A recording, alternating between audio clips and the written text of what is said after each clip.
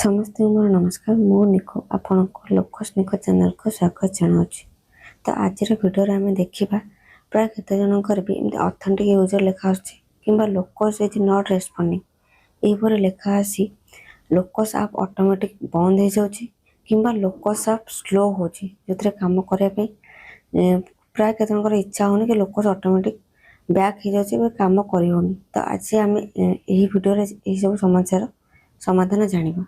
ତ ସେଥିପାଇଁ ଫାଷ୍ଟ ଆପଣଙ୍କ ଲୋକସ୍ ନିଜର ୟୁଜର୍ ଆଇଡି ଆଉ ପାସୱାର୍ଡ଼ ମନେ ଥିବା ଦରକାର। ତ ଏଇ ଯଦି ୟୁଜର୍ ଆଇଡି ଆଉ ପାସୱାର୍ଡ଼ ମନେ ରଖିଛନ୍ତି ତାହେଲେ ଆପଣ ଏଇ କାମଟା କରିପାରିବେ।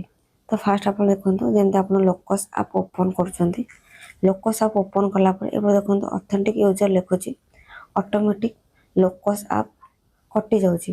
କି କେତେ ଜଣଙ୍କର କ'ଣ ହେଉଛି, ଯଦି ବା ଓପନ୍ ହେଉଛି ବହୁତ ସ୍ଲୋ ହେଉଛି, କାମ କରିବା ସ୍ଲୋ ହୋଇଯାଉଛି। ଯଦି ବ୍ୟାକ୍ କରୁଛନ୍ତି ତାହେଲେ ଲୋକସ୍ ଆପ୍ ବିଲକୁଲ ବି କାମ କରୁନି। ଏମିତି ବହୁତ ଜଣଙ୍କ ପ୍ରୋବ୍ଲେମ୍ ହେଉଛି। ତ ସେଥିପାଇଁ ଆପଣ କ'ଣ କରିବେ, ପୁରା ବ୍ୟାକ୍ କରିବେ। ବ୍ୟାକ୍ କରିକି ଯେଉଁଠି ଲୋକସ୍ ଆପ୍ ଥିବ ତାପରେ କ୍ଲିକ୍ କରିବେ, ଗୋଟେ ଆଇ ତାପରେ ଆପ୍ ଇନଫର୍ମେସନ୍ ଉପରେ ଆସିବ। ଦେନ୍ କରିବେ ଷ୍ଟୋରେଜକୁ କ୍ଲିକ୍ କରିବେ। ଷ୍ଟୋରେଜ ପରେ କ୍ଲିୟର କ୍ୟାଚ୍ କ୍ଲିୟର ଡାଟା ଦେଖିପାରୁଥିବେ। ତ ସମସ୍ତେ କ୍ଲିୟର କ୍ୟାଚ୍ କରିବେ। କେତେ ଜଣଙ୍କର କ୍ଲିୟର ଡାଟା ନ ଆସିକି କ୍ଲିୟର ଅଲ୍ ଷ୍ଟୋରେଜ ବି ଆସୁଥିବ। ତ ସେଥିପାଇଁ ଆପଣ ଷ୍ଟୋରେଜ ୟୁଜେସକୁ ଯାଇକି ଆପ୍ ଇନଫର୍ମେସନ୍ ଷ୍ଟୋରେଜକୁ ଯିବେ, clear cache clear all data. ତ ଏଇଟା ମନେ ରଖନ୍ତୁ, ଷ୍ଟୋରେଜକୁ ଯିବେ, କ୍ଲିୟର କ୍ୟାଚ୍ ଆଉ କ୍ଲିୟର ଡାଟା କରିକି ଡିଲିଟ୍ କରିଦେବେ। ତ ଡିଲିଟ୍ କରିସାରିଲା ପରେ ତାପରେ ଯିବେ ପରମିଶନ୍ ଓପନ୍ କରିବେ। ପରମିଶନ୍ ଓପନ୍ କରିସାରିଲା ପରେ କ୍ୟାମେରା, ଲୋକେସନ୍ ଆଉ ନୋଟିଫିକେସନ୍ ଏ ତିନୋଟି ଓପନ୍ କରିବେ। ତ ଓପନ୍ କରିସାରିଲା ପରେ ତାପରେ ଆପଣ ପୁରା ବ୍ୟାକ୍ କରିଦେବେ। ବ୍ୟାକ୍ କରିକି ଆପଣ ଲୋକସ୍ ଯେମିତି ଓପନ୍ କରନ୍ତି ଡାଇରେକ୍ଟ ଲୋକସ୍ ଆପ୍ ଓପନ୍ କରିବେ, ଲଗ୍ଇନ୍ କରିବେ। ଲଗ୍ଇନ୍ ପରେ ଆପଣଙ୍କର ନିଜ ଲାଙ୍ଗୁଏଜ୍ ଚୁଜ୍ କରିବେ। ଦେନ୍ କଣ୍ଟିନ୍ୟୁ କରିସାରିଲା ପରେ ଦେନ୍ ଆପଣଙ୍କର ୟୁଜର୍ ଆଇଡି ଆଣ୍ଡ ପାସୱାର୍ଡ଼, ତ ୟୁଜର୍ ଆଇଡି ଆଉ ପାସୱାର୍ଡ଼ ଦେଇଦେବେ। ପାସୱାର୍ଡ଼ ଦେଇକି ସାଇନ୍ ଇନ୍ କରିବେ। ତ ୟା ମାଧ୍ୟମରେ ଆପଣଙ୍କର ଲୋକସ୍ ଆପ୍ ରିଫ୍ରେଶ୍ ହେଇଯିବ, କି ଆପଣଙ୍କର ଯେତେକ ଡାଟା ବି ସବୁ ଡାଟା ରିଫ୍ରେଶ୍ ହେଇଯିବ। ପୁନର୍ବାର ନୂଆ ଏମ୍ପିନ୍ ବି ଦେବା ପାଇଁ ପଡ଼ିବ। ଆପଣ ନୂଆ ଏମ୍ପିନ୍ ଆପଣ ଏଠି ଦେଇପାରିବେ। ଏମ୍ପିନ୍ ଦେଇସାରିଲା ପରେ ଆପଣ କଣ୍ଟିନ୍ୟୁ କରିବେ। ଦେନ୍ ଲୋକସ୍ ଆପ୍ ଓପନ୍ କରିବେ।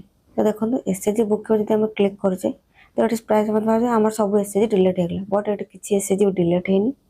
ଆପଣ ନେମ୍ ଉପରେ କ୍ଲିକ୍ କରିକି ଯେଉଁଠି ଲେଖାଥିବ SYNC ସିଙ୍କରନାଇଜ୍ ଉପରେ କ୍ଲିକ୍ କରିବେ।